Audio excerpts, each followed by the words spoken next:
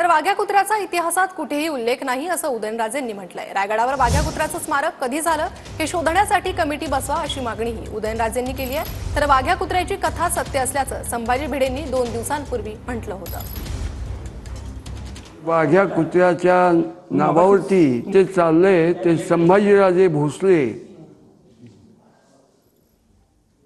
जे बोलतायत ते चूक आहे, 100% चूक आहे। परंतु ती कथा सत्य आहे की वाघ्या कुत्र्यांनी चितेत उडी घेतली, त्याचं स्मारक म्हणून ते केले। ते वाघ्या कोण वाघ्या?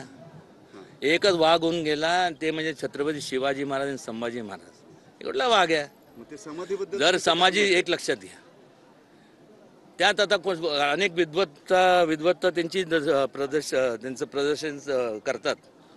त्यात मग ते धनगर समाज आणि होळकरांनी केलं, मग होळकर धनगर समाज काय संबंध काय? एक तुम्ही कमिटी बसवा इतिहासकारांची, ती का तिथं आलं, कधी आलं, इतिहासात तर त्याची काय कुठं नोंद नाही आहे।